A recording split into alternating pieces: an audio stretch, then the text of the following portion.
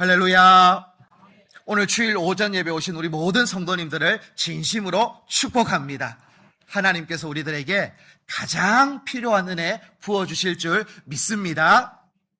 우리 성도 여러분, 요즘 뉴스를 보면요, 화합, 용서라는 뉴스보다는 갈등, 다툼이라는 뉴스가 더 많이 등장한다라는 거, 뉴스를 보시는 분들은 대충 알 수 있어요.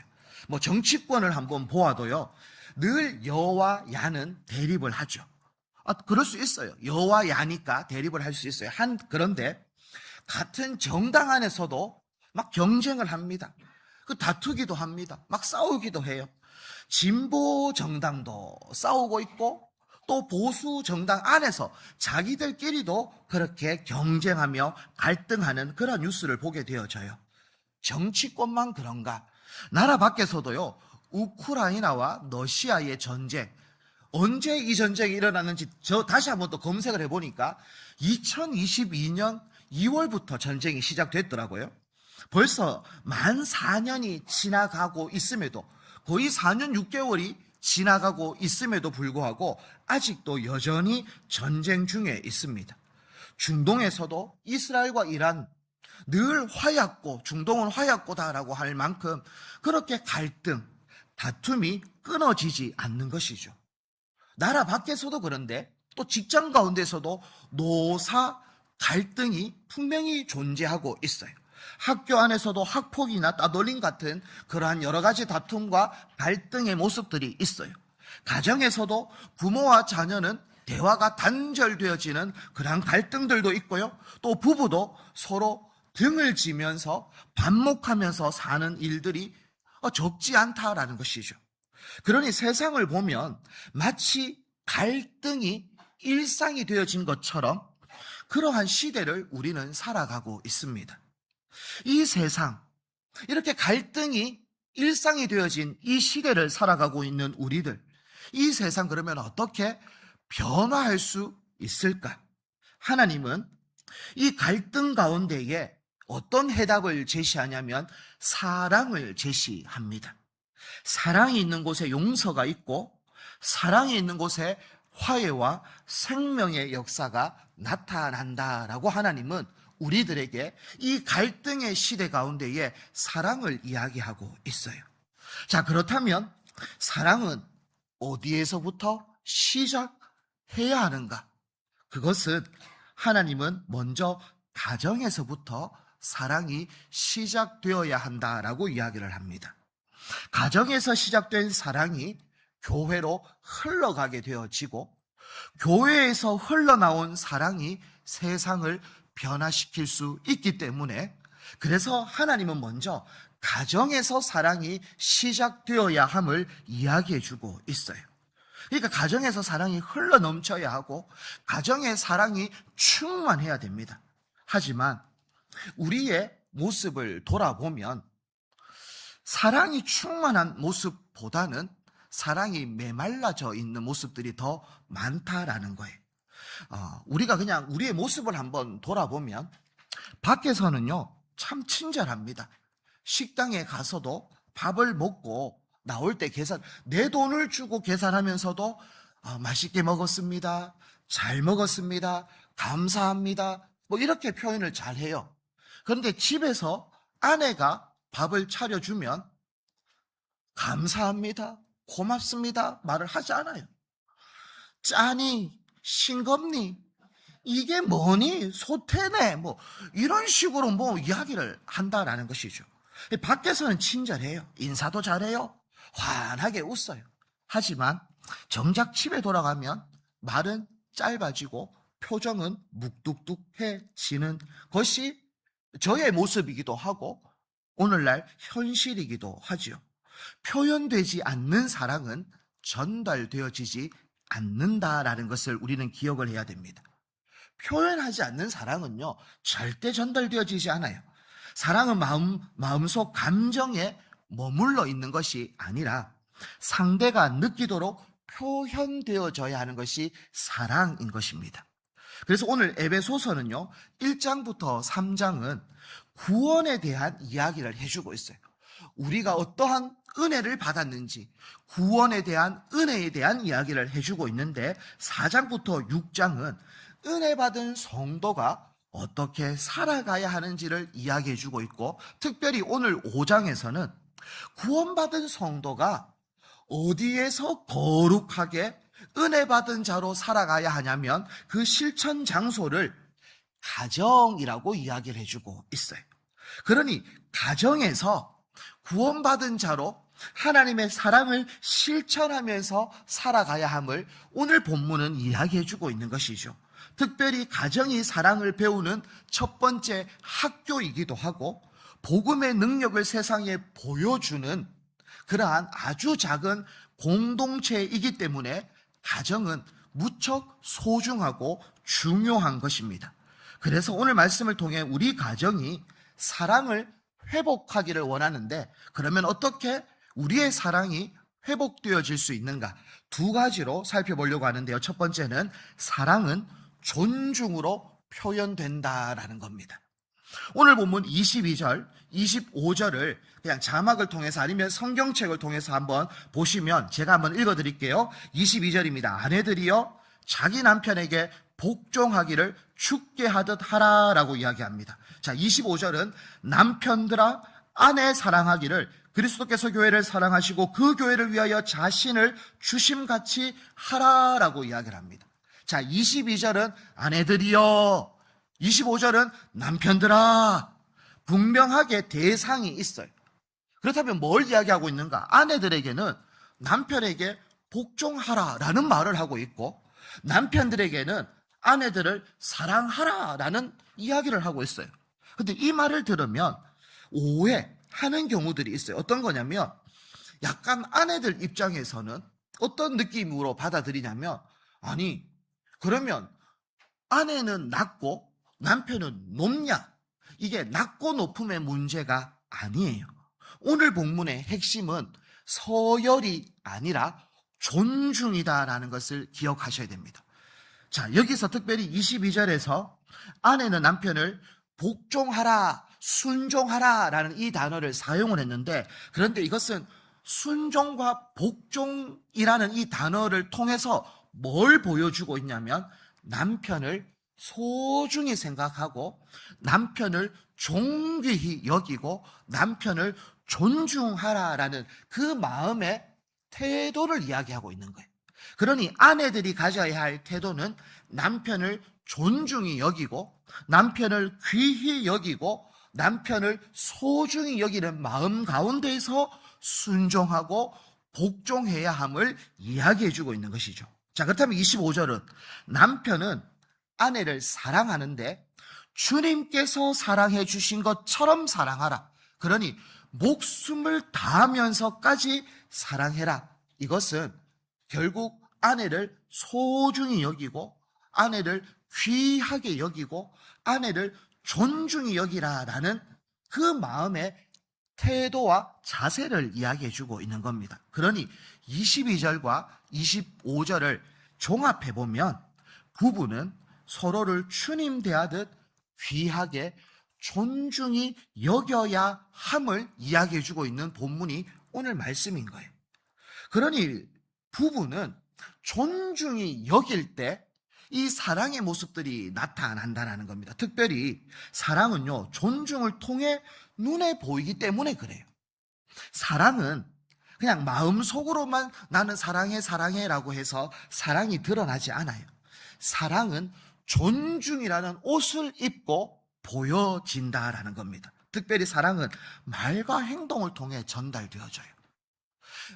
그냥 내가 사랑한다라고 말은 할 수 있지만 근데 그 말과 행동을 통해서 진심이 느껴지려면 결국은 말만 하는 것이 아니라 입술에 부드러움도 가져야 하고, 그리고 그냥 사랑해가 아니라 정말 사랑하는 만큼 또 귀하게 여기는 만큼 선물도 할 수 있는 그러한 행동들도 포함되어지는 거예요.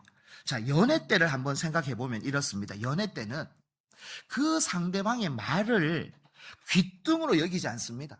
어떤 말을 하든지 귀를 다 기울입니다. 집중해요. 무슨 말을 하든지 무슨 표정을 하든지 혹 그의 표정이 오그라지지를 않는지 아주 관심을 가져요. 저도요, 아내하고 연애할 때가 있었어요.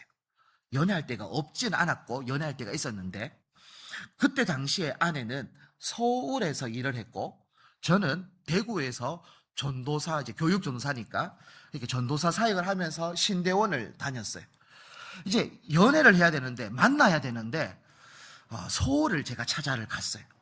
서울을 가는데 당시에 교육 전도사이기 때문에 돈이 많이 없어서 동대구역에서 무궁화호를 타고 이제 서울역까지 갔어요. 근데 시간을 딱 보면 거의 4시간, 뭐 1분, 2분 이렇게 해서 무궁화호를 타고 갔거든요.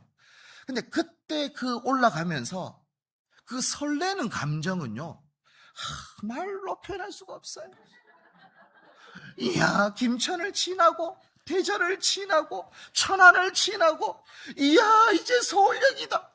이게 4시간이 괴로운 시간이 아니라 설레고 기대감과 사모함이 있는 시간이 그 시간이었어요. 자, 그렇게 해서 이제 결혼을 했죠. 결혼을 했어요.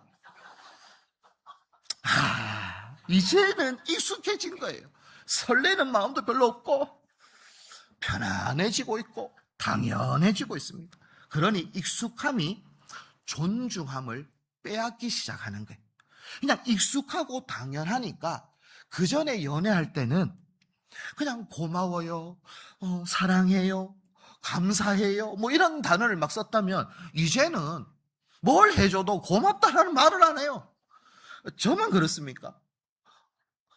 이게 점점 존중함이 사라지는, 그러니까 아내에 대한 귀함과 소중함이 사라지기 시작하는 거예요. 익숙하기 때문에, 당연하게 여겨지기 때문에 결국은 말을 이제는 짧게 하는 겁니다. 아는, 밥도, 자자, 뭐 이렇게만 되어지는 거예요. 그냥 묵뚝뚝해지고 소중함이라는 것은 그냥 다 사라져버리는, 결국 사랑이 완전히 사라진 것은 아니지만 내 안에 아내에 대한 소중함, 부모님에 대한 소중함, 자녀에 대한 소중함, 교회에 대한 소중함이 그냥 다 사라지는 거예요. 익숙해지기 때문에. 그래서 부부싸움은 대부분 큰 사건 때문에 싸우지 않습니다. 정말 우리나라가 이렇게 하면 망한다, 그래서 뭐 그러한 이념 때문에 그렇게 부부싸움을 하지 않아요. 말투 때문에, 그리고 사소한 표정 하나 때문에, 그리고 작은 습관 하나 때문에 양말을 와 자꾸 까디비 가지고 그래 하노 하면서, 왜 치약을 여서부터 짜노부터 시작해서 그러한 사소한 습관 하나 때문에 서로가 부부싸움을 하게 되어지죠. 결국 소중함을 잃어버리고 존중함을 잃어버리기 때문에 나타나는 현상이에요. 그래서 C.S. 루이스는 영광의 무게라는 책에서 이런 말을 했어요. 우리 다 함께 한번 읽어보도록 하겠습니다. 자, 시작.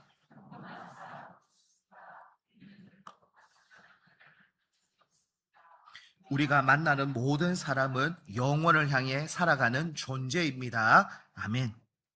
이게 어떤 말이냐면 평범한 사람은 없다라는 거예요. 그러니까 한마디로 말하면 우리 모두는 하나님의 형상으로 창조되어진 특별한 존재이고 소중한 존재이고, 우리는 예수 그리스도의 십자가에 피의 값을 주고 산 귀한 존재, 존중받기에 합당한 존재라는 이야기를 해주고 있어요. 그러니 내 옆에 함께 살고 있는 배우자, 그리고 아니면 우리 부모님들, 아니면 우리 자녀들은 소중한 존재라는 것을 우리가 자꾸 익숙함으로, 당연함으로 잊어버리고 있기 때문에 그들은 너무나 소중한 존재, 그들은 너무나 존귀한 존재라는 것을 우리가 상기하고 기억할 때 함부로 대하지 않을 수 있다는 거예요. 예수님도 우리들을 볼 때 함부로 대하신 적이 없어요. 무례하게 대한 적이 없단 말입니다. 사람들이 손가락질하던 사마리아 여인도요, 예수님은 존중히 여기셨어요. 세리 삭개오, 사람들은 그를 향해서 비난했어요. 정죄했어요. 하지만 예수님은 세리 삭개오도 직접 먼저 찾아가셔서 만나 주셨습니다. 그리고 자신을 3번 부인한 베드로 또한 찾아가셔서 끝까지 사랑하시고 용서해 주셨어요. 왜 그런가? 상대방의 자격 때문에 베푼 것이 아니라 하나님께서 사랑하시는 존재이기 때문에, 하나님께서 귀하게 보고 있는 특별한 존재이기 때문에 그들을 하나님의 눈으로 한 명 한 명 바라보았기 때문에 무례히 행치 아니하고, 그들을 하찮게 여기지 아니하고, 그들을 존중히 소중히 여길 수 있었던 거예요. 저는 우리 믿음의 권속들이 옆에 있는 배우자를, 아니면 우리 교회의 한 분 한 분 성도들을, 우리 부모님을, 우리 자녀들을 소중하게 여길 수 있기를 주님의 이름으로 축복합니다. 소중해야 돼요. 소중해. 혹시 여러분들 여기에 계시는 분은 그런 분이 잘 없을 수도 있을 것 같은데, 혹시 이런 이야기 들어보셨어요? 명품 가방이 있습니다. 명품 가방. 비가 오면 이 명품 가방을 어떻게 들고 간다라고 혹시 알고 계십니까? 비가 와요. 이 명품 가방이에요. 이 막 진짜 샤넬이고 구찌고 그런 거예요. 하여튼 그러면 보통은 비가 오면 이렇게 쓰고 갈 것 같은데, 명품, 진짜 명품은 어떻게 합니까? 이렇게 갑니다. 이렇게. 나는 비를 맞아도 되지만 요 애기와 같은 명품은 절대 비를 맞으면 안 된다고 해서 이렇게 들고 다녀요. 자, 명품도 우리는 소중히 여깁니다. 명품도 아주 존귀히 여겨요. 그런데 우리 옆에 있는 하나님의 형상을 가지고 있는 나의 배우자, 그 나의 자녀, 우리 부모님을 우리는 이 명품보다도 못하게 여길 때가 있다라는 것이죠. 저는 우리 한 분 한 분이 오늘 설교를 통해서, 그래, 나와 함께 살고 있는 나의 아내와 나의 남편, 우리 부모님과 우리 자녀를 소중히 여기고 귀하게 여기는 믿음의 권속들이 다 되어지기를 주님의 이름으로 축복합니다. 두 번째로는 사랑은 희생으로 증명된다라는 거예요. 자, 존중은 사랑의 시작이에요. 자, 사랑은 존중에서 멈추지 않고 한 걸음 더 나가야 하는데, 그것이 오늘 25절인데 25절을 우리 다 함께 한 번 더 읽도록 하겠습니다. 자, 25절 시작.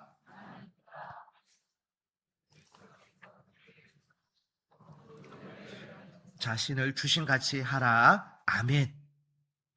예수님은 교회를 사랑했다라고 이야기합니다. 예수님은 우리를 사랑했다라고 이야기해요. 근데 말로만 사랑한 것이 아니라 행동으로 예수님은 사랑하셨어요. 그러니 25절 끝에 보니까 교회를 위하여 자신을 주심같이라는 표현이 되어져 있는 것이죠. 결국 예수님은 말로만 사랑한 것이 아니라 말로만 존중히 여긴다, 소중히 여긴다라고 한 것이 아니라 정말 존중히 여기고 소중히 여기는 것을 행동으로 증명하셨는데, 특별히 십자가를 통해서 증명하신 것이죠. 이것을 우리는 희생이라고 표현을 합니다. 이것을 예수님의 십자가의 사랑이라고 표현을 하기도 하지만, 이 사랑을 우리는 다르게 표현하면 예수님의 희생인 것이죠. 그러니까 예수님은 우리를 사랑한다라고 말로만 한 것이 아니라 직접 십자가를 통해서 희생하심으로 사랑을 우리에게 증명, 보여주신 것이죠. 그러므로 사랑은 명사가 아니라 동사인 겁니다. 그냥 명사로만 끝나는 것이 아니라 우리의 행함을 통해서 사랑은 증명되어져야 하고, 특별히 사랑은 어떤 것으로 나타나야 하냐면 희생이라는 것을 통해서 등장해야 되는 것이죠. 저는 우리 가정들이 지금까지도 유지되어질 수 있는 이유가 무엇일까 한번 생각을 해봤어요. 우리 각 가정, 여러분들의 가정이 그래도 유지되어질 수 있는 비결과 방법이 뭘까? 그것은 가장이 능력이 뛰어나서, 아니면 우리 가정에 돈이 많기 때문이 아니라, 저는 가족 가운데 누군가가 말없이 희생했기 때문에 우리의 가정들이 온전하게 유지되어질 수 있다라고 저는 생각을 했어요. 그리고 그렇게 맞다, 우리 부모님들이 말없이 어떻게 보면 땀을 흘렸고 자녀를 위해서 희생했기 때문에 내가 지금 여기 이렇게 있는 것이구나라는 것을 비로소 지금은 깨닫게 되어진 것이죠. 저도 어릴 때는 잘 몰랐어요. 아니, 따뜻한 밥이 당연한 줄 알았어요. 당연히 따뜻한 밥을 먹어야 하는 줄 알았어요. 깨끗한 옷을 입는 게 당연한 줄 알았어요. 학교 가는 것이 당연한 줄 알았단 말입니다. 그런데 부모가 저도 되어 보니 부모가 그것을 해주기 위해서 여러 가지 잠 못 이룬 밤들도 있었고 땀 흘리는 수고가 있었고 그리고 어머니들은 이 자녀에게 따뜻한 밥을 해주기 위해서 수많은 희생과 섬김과 수고가 있었다라는 것을 이제 비로소 깨닫게 되어진 거예요. 특별히 우리는 희생을 통해서 지금 존재하고 있다라는 것, 그것은 부인할 수 없는 그러한 사실입니다.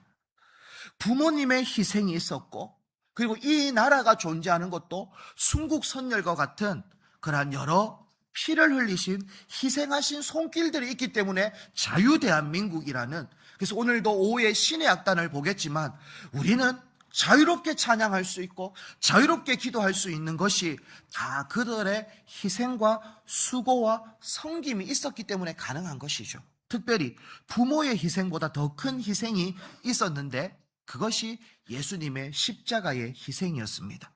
우리는 사랑받을 만한 사람이어서 사랑받은 게 아니에요. 우리는 원래 하나님을 찾았던 존재도 아니었어요. 오히려 하나님을 떠나 죄 가운데 살고 있었던 존재가 우리였어요. 그런데 하나님은 우리를 포기하지 않고 우리를 끝까지 붙잡아 주셨어요. 자, 로마서 5장 8절 말씀인데 마지막으로 우리 다 함께 한 번 더 읽어보도록 하겠습니다. 5장 8절 시작.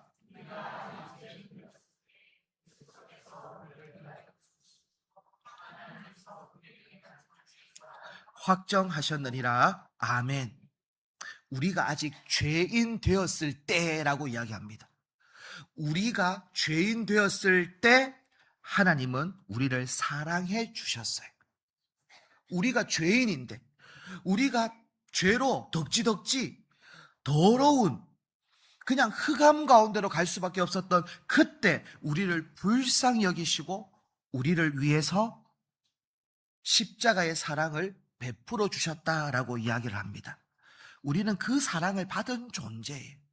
결국 가정을 통해서 우리는 무엇을 배울 수 있냐면 십자가의 사랑을 배울 수 있는 거예요. 여러분, 가정에서 여러분이 자녀를 위해서 헌신하고 수고하고 희생하는 것, 그리고 아내를 위해서 섬기고 수고하고 남편을 위해서 섬기고 수고하는 모든 희생은 결국 십자가를 배워나가는 과정인 것이다라는 것을 기억할 수 있기를 축복합니다. 여러분, 희생 없는 사랑은 조금 직설적으로 말하면 가짜예요. 가짜입니다. 절대 우리가 자녀를 사랑한다, 우리가 아내를 사랑한다, 남편을 사랑한다라는 이 말을 했다면 그 가운데에 꼭 포함되어지는 것은 희생을 동반할 수밖에 없어요. 사랑이 있는 곳에는 희생이 있어야 된다라는 거예요. 희생 없는 사랑은 그것은 다 말로만 하는 부도수표나는 그냥 부도 처리되어질 수밖에 없는 공중에 날아다니는 허황된 말을 밖에는 안 되는 거예요. 그러니 여러분들이 희생을 배울 수 있는 통로가 어디 있냐면 그것이 가정이에요. 그리고 그것이 교회예요. 나는 가정 가운데서 맨날 손해본다, 내가 맨날 희생하니까 나는 손해보는 사람이다라고 생각할 수 있어요. 하지만 결코 그것은 손해가 아니에요. 예수님께서 십자가를 지셨는 것이 손해입니까? 아니요. 우리를 살려낼 수 있는 은혜의 통로였습니다. 저는 여러분 한 분 한 분이 손해라고, 희생이 손해라고 생각하지 않고 희생은 예수님을 닮아가는 과정이다라고 그렇게 기억하셔서 가정을 위해서, 교회를 위해서 희생할 수 있는 믿음의 권속들이 다 되어지기를 축복합니다. 특별히 요즘 젊은 청년들은 이런 이야기를 합니다. 결혼하면 내 삶을 포기해야 되지 않습니까? 그래서 저는 결혼을 포기합니다. 또 아이를 낳으면 내 시간이 없어질 것 같아 더 이상 아이를 낳지 않겠습니다라고 딩크라고 표현을 하죠. 아이를 놓지 않겠습니다. 결혼은 하지만 아이를 놓지 않겠습니다. 이제는 결혼도 하기 싫습니다. 왜? 내 삶을 희생하고 포기하는 것이 싫습니다라고 이야기할 때가 많아요. 하지만 사랑은 희생을 피하려는 곳에서는 절대 잘할 수가 없습니다. 여러분, 교회 가운데 오늘도 일남전도회에서 또 이렇게 간식을 섬겨주시고 또 이여전도에서는 땀을 흘리면서 그 간식을 또 봉사해 주시고 이런 모든 희생들이 있기 때문에 사랑은 자라가는 것이고 세상은 그 사랑을 보면서 아하, 교회는 이런 곳이구나라는 것을 알 수 있다라는 것을 기억하셔서 저는 여러분 한 분 한 분이 희생하는 법을 배우기를 소망하고 또 자녀를 위해서 내어주는 법도 배울 수 있고 그렇게 해서 하나님의 사랑, 예수님의 사랑이 내 마음 가운데에 충만할 수 있는 믿음의 권속들이 다 되어지기를 주님의 이름으로 축복합니다. 우리 함께 찬양하면서 우리 또 결단하며 기도하며 나아가기를 원하는데요. 내가 누려왔던 모든 것들이 함께 찬양하며 기도하며 나아가도록 하겠습니다. 우리 함께 찬양합니다.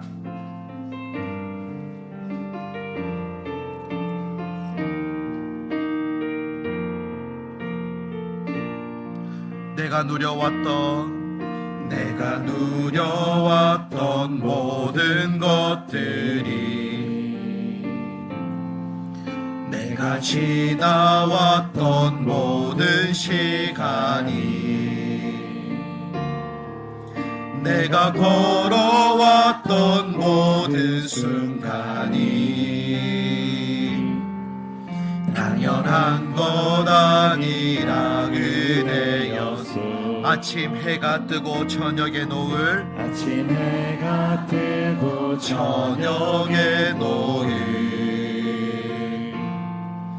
봄의 꽃향기와 가을의 열매 변하는 계절의 모든 순간이 당연한 것 아니라 은혜였소. 모든 것이 은혜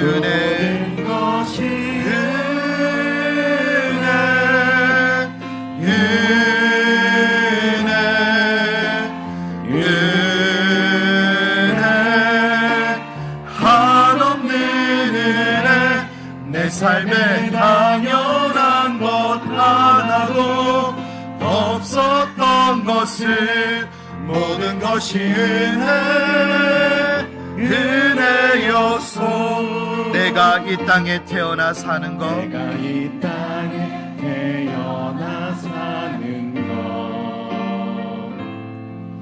어린아이 시절과 지금까지 숨을 쉬며 살며 꿈을 꾸는 삶 당연한 것 아니라 은혜였소. 내가 하나님의 자녀로 살며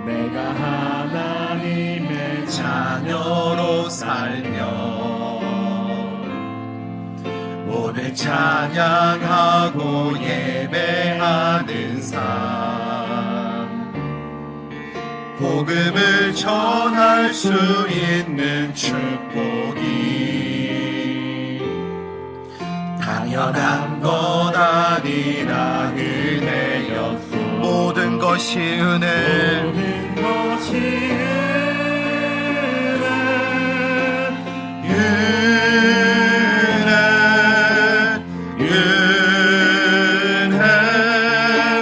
한없는 은혜 내 삶에 당연한 것 하나도 없었던 것은 모든 것이 은혜. 우리 마지막으로 두 손 들고 모든 것이 은혜, 모든 것이 은혜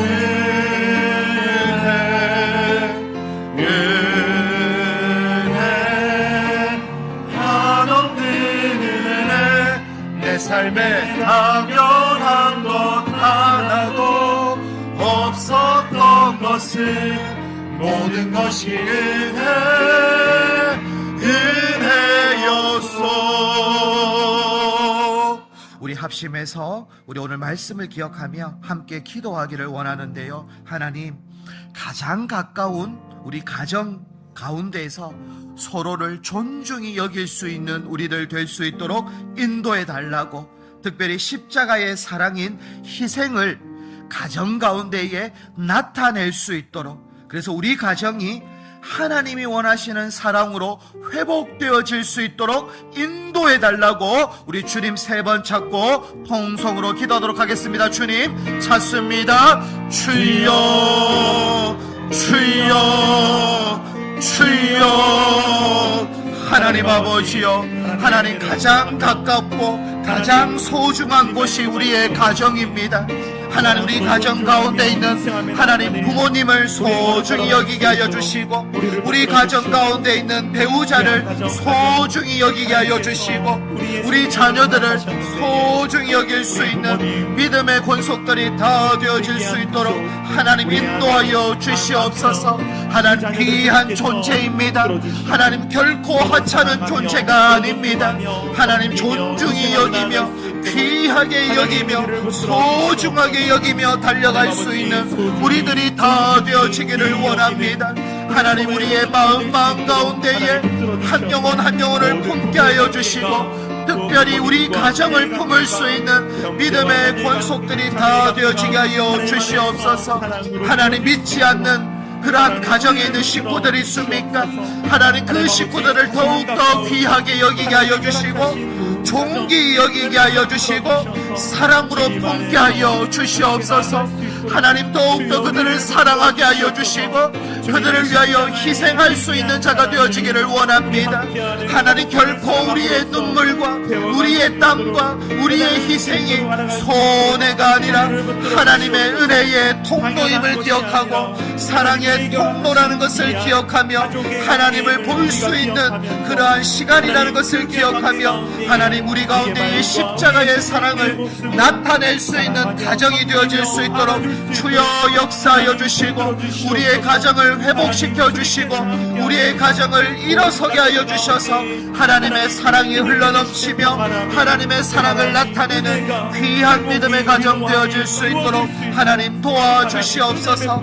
당연한 것이 아닙니다. 익숙함에 빠지지 않게 하여 주시고, 하나님 아버지, 당연함에 빠지지 않게 하여 주시고, 타성에 젖지 않게 하여 주시고, 우리 가정도 우리 교회도 하나님 소중한 마음으로 하나님 앞에 나아갈 수 있는 믿음의 공동체, 믿음의 교회가 되어질 수 있도록 주여 역사하여 주시옵소서. 온전히 하나님만을 의지하며 믿음으로 나아갑니다. 하나님 아버지, 오늘 말씀을 통해 하나님의 사랑을 배우게 하신 것 감사합니다. 먼저 우리 자신을 돌아보게 하시고 가장 가까운 가족부터 사랑할 수 있는 믿음의 권속들 되어질 수 있도록 역사하여 주시옵소서. 특별히 가정 안에 존중이 회복되어지기를 원합니다.